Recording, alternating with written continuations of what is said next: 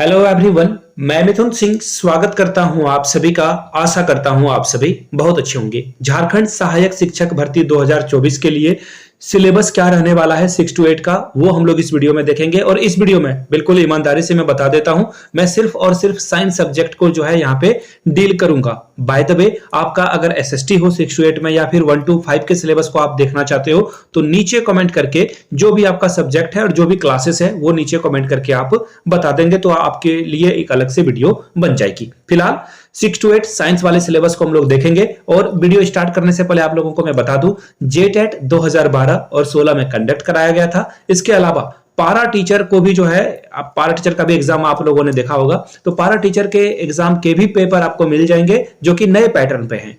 तो इन सभी पेपर को लेने के लिए 100 रुपीज का छोटा सा ट्रांजेक्शन करना है आपको। यहां से मेरी ईमेल आईडी देख लो, yourmithunsinh@gmail.com पे आप मुझे मेल कर लीजिए। इंस्टा पे हो then do follow me @imithunsingh। वहां पे जो है आपको previous year question paper available करा दिया जाएगा। तो चलिए बढ़ते हैं आगे और सिलेबस को बिल्कुल हर एक टॉपिक को हम लोग छुएंगे और एक एक टॉपिक को हम लोग देखेंगे। सिंस सिलेबस स्टार्ट करूं उससे पहले मैं आप लोगों से 3 सवाल पूछूंगा, नीचे कमेंट करके इसका जवाब दीजिएगा। सिंस मैं साइंस सिलेबस आपके साथ डिस्कस कर रहा हूं तो नीचे कमेंट करके बताइएगा x to the power 0 की वैल्यू क्या होगी, पहला सवाल। दूसरा सवाल आपको यह बताना है, झारखंड में कुल जिलों की संख्या कितनी है। झारखंड में टोटल जिला जो है वो कितना है, वो आप नीचे कमेंट करके बताइएगा। तीसरा सवाल आपको बस ये बताना है, झारखंड में कुल विधायकों की संख्या कितनी है, कितने एमएलए जो है झारखंड में चुने जाते हैं जनता के द्वारा। एक तो मनोनीत होता है, उसे छोड़ देते हैं, सिर्फ जनता के द्वारा कितने एमएलए चुने जाते हैं। ये 3 सवाल का नीचे कमेंट सेक्शन में आप लोग जवाब दीजिएगा। चलिए सिलेबस की ओर हम लोग बढ़ते हैं। ये ऑफिशियल पीडीएफ है और ये पीडीएफ में टेलीग्राम चैनल पे आप लोगों के लिए अवेलेबल करा दूंगा। टेलीग्राम चैनल का लिंक आपको नीचे कमेंट सेक्शन में और डिस्क्रिप्शन बॉक्स में मिल जाएगा। तो चलिए सबसे पहले एग्जाम पैटर्न को डिकोड करते हैं। परीक्षा का स्वरूप, ऑनलाइन आपका एग्जाम लिया जाएगा, computer based test CBT mode पर, और नॉर्मलाइजेशन किया जाएगा, यानी कि नॉर्मलाइजेशन के आधार पर ही आपका जो है परीक्षा फल यानी कि रिजल्ट जो है प्रकाशित होगा। एक ही एग्जाम होगा और एक ही एग्जाम में जो है आप जो करोगे जीना मरना यहीं पे है आपका। दूसरी बात, एग्जाम जो है आपका ऑब्जेक्टिव टाइप होगा, यानी कि 4 ऑप्शन रहेंगे और उसका आंसर देना है। याद रखिएगा, गलत उत्तर के लिए कोई भी अंकों की कटौती नहीं होगी, यानी कि नेगेटिव नंबर आपको नहीं देखने को मिलेगा। अच्छी बात यह है। यहां तक सारी बातें क्लियर हो गई। अब देखिए बात करते हैं इंटरमीडिएट प्रशिक्षित यानी कि क्लास 6 to 8 वाले सिलेबस को। देखिए इसमें जो प्रश्न का स्तर रहेगा कठिनाई वाला रहेगा, इसलिए मैं आपको बोल रहा था कि पारा शिक्षक आकलन परीक्षा का पेपर आपको देखने की बहुत जरूरत है।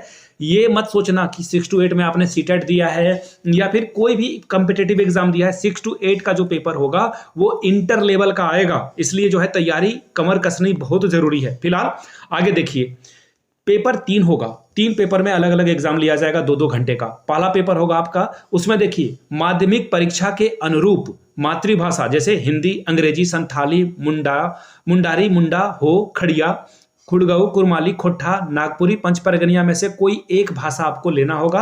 100 नंबर का एग्जाम होगा और 100 ही नंबर आपको मिलेंगे। लेकिन यहाँ पे एक कैच है, इसमें सिर्फ और सिर्फ ये क्या है, क्वालिफाइंग नेचर का है, यानी कि सिर्फ इसमें पास कर जाओ, 30 नंबर आप ले आओ, आपका काम बन जाएगा। ये मेरिट लिस्ट में ये नंबर नहीं ऐड होने वाला है। आगे देखिए, जो नंबर ऐड होगा वो है हिंदी, अंग्रेजी, उर्दू, संथाली। ये 100 नंबर यहां से आपको जो है देखने को मिलेगा। और इसमें जो है आप जो ऊपर में आपने चुना है वो यहां पे आप ऐड नहीं कर सकते हो। समझ रहे हो मेरी बात को? जैसे सपोज कर लो किसी ने पेपर 1 में इंग्लिश रखा है, अंग्रेजी रखा है, तो पेपर 2 में आपको कोई अदर सब्जेक्ट चुनना होगा। क्लियर हो गई बातें? और यहां से ये मेरिट लिस्ट में बनेगा, ये मेरिट लिस्ट में जाएगा। ठीक है, चलिए आगे बढ़ते हैं। आगे देख लो, तीसरा जो पेपर है आपका, वो तीसरा पेपर होने वाला है सामान्य ज्ञान और समसामयिक, यानी कि जीके और करंट अफेयर से 50 प्रश्न पूछे जाएंगे। 50 प्रश्न, क्लियर है? सामाजिक विज्ञान के बारे में हम लोग बात कर रहे हैं तो 75 नंबर यहां से पूछा जाएगा। और जो आपका विज्ञान वाले बच्चे हैं उनका 75 नंबर यहां से पूछा जाएगा। ठीक है, अब देखिए मैं इसमें डिस्कस नहीं करूंगा, अभी हम लोग सोशल साइंस को नहीं डिस्कस करेंगे, अभी सिर्फ साइंस और मैथ को हम लोग डिस्कस करेंगे। पेपर 1 देखिए, मैंने जैसा आपको बताया क्वालिफाइंग नेचर का है, 30% नंबर यानी कि 100 में 30 नंबर लाओगे, काम आपका बन जाएगा। मेगा सूची में ये ऐड नहीं होगा, यहां पे देख लीजिए, मेगा सूची के निर्माण में इसका जो है एडिशन नहीं होने वाला है। पेपर 1 हो गया। अब देखिए बात करते हैं पेपर 2। देखिए पेपर 2 के बारे में भी यहां पे इन्होंने बता रखा है। पेपर 2 जो है वो नंबर आपको जो है मेरिट लिस्ट में जोड़ा जाएगा। अब आगे देख लेते हैं, पेपर 3 के बारे में बात करते हैं। पेपर 3 थोड़ा सा लेंदी होने वाला है। यहां पे देखिए पेपर 3 में जो है समसामयिक और ये सभी लोगों के लिए कॉमन रहने वाला है। इसमें देखिए क्या पूछा जाएगा, सामान्य अध्ययन यानी कि जीके पूछा जाएगा, जिसमें देखो क्या क्या पूछा जाएगा, करंट अफेयर्स यानी कि समसामयिक घटनाक्रम में जैसे कि कौन सी वैज्ञानिक प्रगति हुई है, राष्ट्रीय अंतर्राष्ट्रीय पुरस्कार क्या दिए गए, भारतीय भाषाओं के बारे में सवाल होगा, पुस्तक, लिपि, राजधानी, खेल खिलाड़ी, महत्वपूर्ण जो घटनाएं, भारत का इतिहास आपको पढ़ना है, संस्कृति पढ़ना है, भूगोल पढ़ना है, पर्यावरण पढ़ना है, आर्थिक परिदृश्य यानी कि इकोनॉमिक्स भी आपको पढ़कर चलना है, स्वतंत्रता आंदोलन भी पढ़ना है, भारतीय कृषि भी आपको पढ़कर जाना है। इसके अलावा देश की जो राज्य व्यवस्था है, देश की जो राजनीतिक प्रणाली है, पंचायती राज है, सामुदायिक विकास है और पंचवर्षीय योजना है, इन सभी से आपको पढ़कर चलना होगा। आगे देखिए आपको ज्योग्राफी भी पढ़ना है क्लास 9, 10, 11, 12 को। आगे देखिए अब आपसे साइंस भी पूछा जाएगा, ये कॉमन पेपर है, याद रखिएगा ये कॉमन पेपर है सभी लोगों के लिए। सामान्य विज्ञान से जो सवाल रहेंगे कि जो क्लास 10 तक के लेवल का ये सवाल आपसे पूछा जाएगा, आपका कोई भी सब्जेक्ट हो ये तो आना ही आना है। मैथमेटिक्स वही क्लास 10 तक के, यहां से देखो इन्होंने लिख रखा है क्लास 10 से जो है मैथ पूछा जाएगा। आगे देखिए रीजनिंग भी सवाल आपसे पूछे जाएंगे, जिसमें कि सादृश्य, समानता, भिन्नता, स्थान कल्पना, समस्या समाधान, विश्लेषण, विभेद, अब कूटन वगैरह जो है इससे सवाल पूछ लिया जाएगा। अंक गणितीय तर्क शक्ति, यहां से सवाल बनेगा। आगे देखिए कंप्यूटर से भी सवाल बनेंगे, कंप्यूटर को भी आपको पढ़ना है, एमएस ऑफिस को पढ़ना होगा, एमएस विंडो ऑपरेटिंग सिस्टम को आपको पढ़ना होगा। झारखंड राज्य से भी सवाल पूछे जाएंगे, जिसमें कि झारखंड राज्य का क्या भूगोल है, क्या इतिहास है, क्या सभ्यता है, क्या संस्कृति है, भाषा साहित्य क्या है, स्थान क्या है, खान खनिज क्या है, उद्योग क्या है, भारतीय राष्ट्रीय आंदोलन में झारखंड का क्या योगदान था, इसके बारे में सवाल पूछे जाएंगे। खेल खिलाड़ी, व्यक्तित्व, नागरिक उपलब्धियां, राष्ट्रीय और अंतर्राष्ट्रीय महत्व के खबर, ये तो झारखंड की बात हो गई। अब बात करते हैं, ये जो मैंने आपको बताया, ये देखिए ये इंटर स्तरीय जो जो है ये 1 to 5 का पेपर था। अब देखिए जो ये सभी लोगों के लिए कॉमन था, जो मैंने आपको बताया ना वो सभी लोगों के लिए कॉमन था। अब देखिए यहाँ पे अगर आप 6 to 8 के लिए भी जाओगे, अब देखिए मैं आपको सीधे सब्जेक्ट की ओर लेकर चलता हूं। जैसे कि मैथ साइंस वाले सब्जेक्ट में फिजिक्स केमिस्ट्री मैथ आपको पढ़ना है, ठीक है। अब चलिए फिजिक्स केमिस्ट्री मैथ में आपको मैं सीधे लेकर चलूंगा मैथ वाले सिलेबस की ओर। हाँ एक और बात, ये देख लो, जिनको हिंदी का सिलेबस देखना है यहां से आप देख सकते हैं।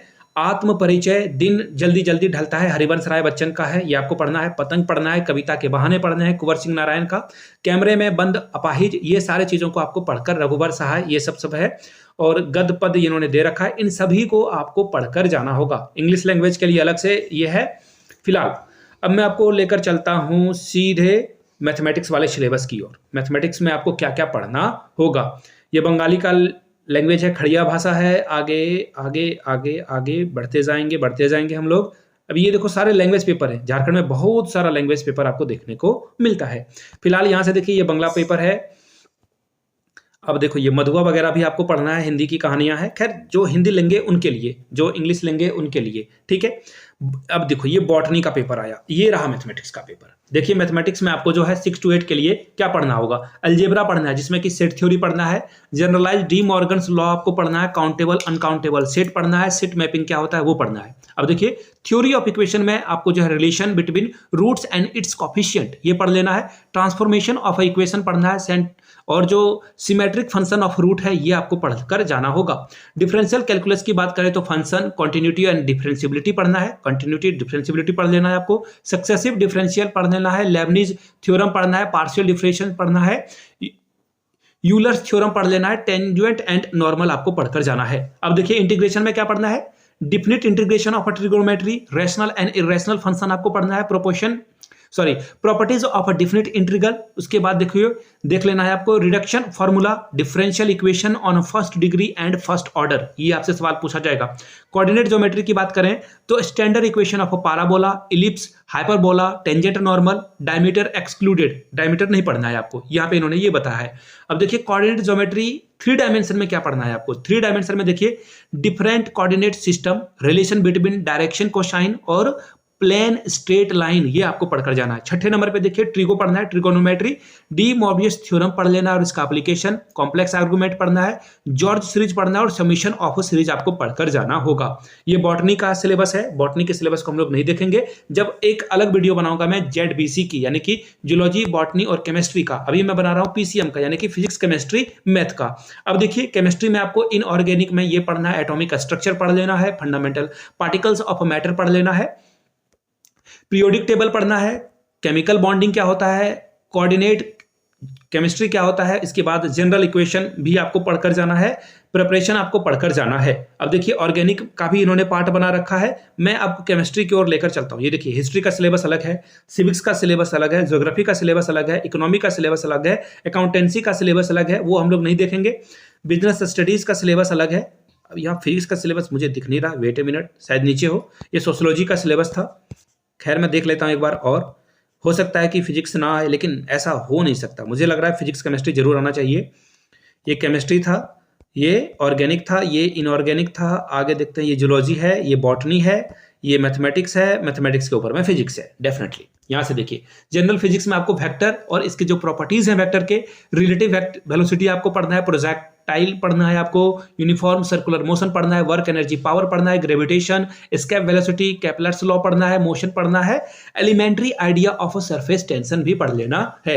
अब बात करते हैं रिलेटिविटी की, तो देखिए special theory of relativity and the Lorentz transformation, length contraction और जो टाइम डिटेशन है, velocity depends on mass energy equivalent, heat and thermodynamics आपको पढ़कर जाना है, ऑप्टिक्स पढ़ना है। ऑप्टिक्स के अलावा जो है इलेक्ट्रोस्टैटिक्स और मैग्नेटिज्म पढ़ना है, जिसमें कि गॉस का थ्योरम हो गया, इसका एप्लीकेशन क्या होता है, मैग्नेटिक हाइस्टेरेसिस क्या होता है, क्लासिफिकेशन ऑफ मैग्नेटिक मटेरियल्स क्या होता है, ये इससे सवाल बनेंगे। करंट इलेक्ट्रिसिटी में किरचॉफ लॉ आपको पढ़कर जाना है, बायोसेवर्स लॉ पढ़ना है, फ्राइडे का लॉ आपको पढ़कर जाना है। एटॉमिक एंड न्यूक्लियर फिजिक्स भी आपको पढ़ना है, इलेक्ट्रोमैग्नेटिक भी पढ़ना है, पीएनपी क्या होता है, ये वगैरह आपको पढ़कर जाना है। तो ये फिजिक्स केमिस्ट्री मैथ का जो है सिलेबस मैंने आपको समझाया है। अब मैं जेडबीसी और भी सिलेबस आपके लिए लेकर आऊंगा। वीडियो यहां तक देख लिया है तो नीचे कमेंट सेक्शन में जय हिंद जरूर लिखिएगा, ताकि और भी वीडियो मैं आप लोगों के लिए बनाता रहूं। वीडियो को यहां तक देखने के लिए आप सभी का बहुत बहुत शुक्रिया। चैनल पे जो लोग भी पहली बार आए प्लीज चैनल को सब्सक्राइब कर लीजिए, बेल आइकन को प्रेस करना ना भूलिएगा और नीचे कमेंट सेक्शन में जय हिंद लिखना ही लिखना है। Thank you so much.